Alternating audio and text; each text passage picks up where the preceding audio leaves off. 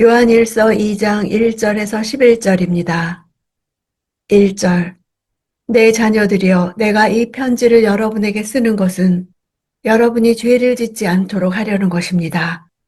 그러나 만일 누가 죄를 짓더라도 아버지 앞에서 변호해 주시는 분이 계시는데 그분은 곧 의로우신 예수 그리스도이십니다. 신자도 죄를 지을 수 있습니다. 그러나 죄를 짓는 것이 하나님께 버림받은 증거는 아닙니다. 사탄은 우리를 정죄하고 고소합니다. 그래서 우리는 죄를 지을 때 자신이 참으로 하나님의 자녀인지 의심할 수 있습니다. 사도 요한은 만일 우리가 죄를 짓더라도 우리에게 해결할 길이 주어져 있다고 말합니다. 변호해 주시는 분은 원어로 파라클레톤, 보혜사란 단어입니다. 예수 그리스도 역시 보혜사 되십니다. 성령은 또 다른 보혜사라고 했습니다. 예수의 승천 이후 성령이 지상에서 그 역할을 하십니다. 예수님은 하늘에서 보혜사로서 하나님 곁에서 성도를 변호하고 돕는 중보자로서의 직무를 감당하십니다. 이 단어는 법정 용어입니다. 자기 변호 의뢰인의 소송 문제를 청탁받은 변호사를 뜻합니다. 사탄은 오늘날에도 하나님 앞에서 많은 성도들을 정죄하고 있습니다.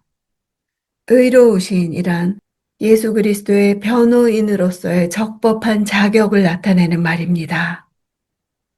2절. 그분은 우리 죄를 대속하는 화목제물이십니다. 그리고 우리 죄뿐 아니라 온 세상의 죄를 위한 제물이십니다. 화목제물은 예수께서 사람들의 죄를 용서함으로 하나님과의 관계를 얻는 통로이심을 말합니다. 하나님의 진노를 푼다는 개념입니다. 우리가 죄를 범하면 하나님의 진노를 사게 됩니다. 하나님은 죄인에게 진노하십니다. 이 진노를 푼다는 개념이 담긴 것이 화목제물입니다. 예수님의 십자가 죽음은 단순히 죄의 대가로 형벌만 치른 것이 아니라 하나님의 진노를 풀기 위한 죽음이었습니다. 온 세상의 죄라는 표현을 모든 사람이 다 구원을 받는다는 만인 구원설로 이해하면 안 됩니다. 예수는 모든 사람의 죄를 대신 지고 심판받아 죄 용서의 길을 열었지만 오직 믿음으로 응답하는 자만 구원을 경험할 수 있습니다. 3절. 우리가 하나님의 계명을 지키면 이것으로 우리가 하나님을 정말로 알고 있다는 것을 확인하게 됩니다. 요한은 이후 계속해서 계명이란 단어를 6번이나 사용합니다. 이것은 하나님과 성도의 사귐의 중요한 매개 역할을 하는 것이 계명임을 강조하기 위해서입니다. 이 역시 영지주의자들을 의식한 때문입니다. 하나님을 안다고 하면서 계명에 순종하지 않는 그들의 잘못된 행태를 지적하기 위해서입니다. 하나님을 안다는 것은 그의 계명을 지키는 것으로 입증됩니다. 말씀대로 산다는 것은 하나님을 아는 사람의 특징이요. 하나님과 사귀는 자의 특징입니다. 4절. 하나님을 안다고 말하면서 하나님의 계명을 지키지 않는 사람은 거짓말쟁이며 진리가 그 사람 안에 있지 않습니다. 하나님을 안다고 말하는 자가 영지주의자입니다. 5장밖에 되지 않는 요한일서에서 가장 많이 나오는 단어가 알다입니다. 무려 25번이나 나옵니다. 영지주의가 강조하는 것이 바로 이 알다에서 나온 명사 지식이기 때문입니다. 사도 요한이 알다라는 단어를 반복해서 쓴 것은 진짜 지식이 무엇인지를 가르쳐 주기 위해서입니다. 하나님을 알고 있다는 것은 지식적 차원이 아니라 그 말씀에 순종함으로 삶의 변화를 가져오는 데까지 나가는 것을 말합니다. 입만 열면 하나님, 성경 구절을 말하지만 그 삶이 변화하지 않는다면 진리가 그 안에 없는 것입니다. 6절. 누구든지 하나님 안에서 살아간다면 그리스도께서 행하신 것과 같이 자신도 그렇게 행해야 합니다. 하나님 안에서 살아간다는 말도 영지주의자들의 주장입니다.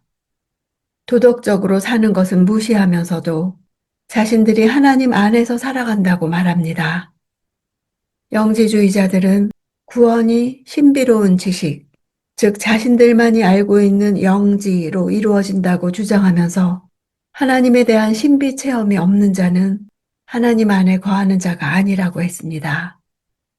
그에 대해 요한은 하나님 안에서 살아가는 것은 그리스도께서 가지셨던 순종과 사랑과 높은 도덕적 기준이 있어야 한다고 말합니다. 9절. 누구든지 빛 가운데 있다고 하면서 자기 형제를 미워하는 사람은 아직 어둠 속에 있는 것입니다. 빛 가운데 있다고 하는 자들이 영지주의자들이었습니다. 자신들이 특별한 빛의 비침을 받았다고 주장했는데 그리스도를 인격적으로 만나는 체험이 아니라 그리스도로부터 직접적인 계시를 받는 것을 의미했습니다. 요한은 영지를 받은 자의 지식을 논하기보다 참된 빛 안에 거하는 자의 삶에 초점을 맞춥니다. 빛 가운데라는 말과 아직 어둠 속에 있는 이란 말을 대조하면서 이단을 구분하고 있습니다. 성도들은 그리스도의 사랑을 나타내기 위해 불리움을 받은 자들입니다.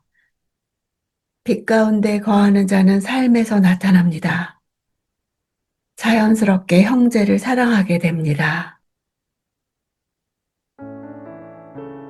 하나님과 우리와의 관계는 언약 관계입니다. 언약 관계에는 서로에 대한 의무가 있습니다.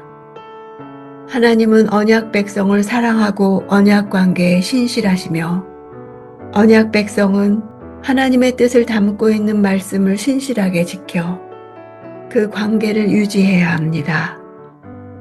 이 의무에 충실한 상태를 의라고 부릅니다. 영지주의자들처럼 죄 없다고 주장할 것이 아니라 죄를 짓지 않는다고 고집할 것이 아니라 여전히 넘어지고 실패하고 범죄하는 죄인임을 고백하고 긍휼히 여겨주실 것을 간구해야 합니다. 요한이 영지주의자들의 주장을 반박하는 9절 9절을 보면서 내게 있는 영지주의자들과 같은 점들이 뼈아프게 다가와 하나씩 깨어지기를 원합니다. 어떤 말보다도 내 삶으로 말하는 그리스도인이 되기 원합니다.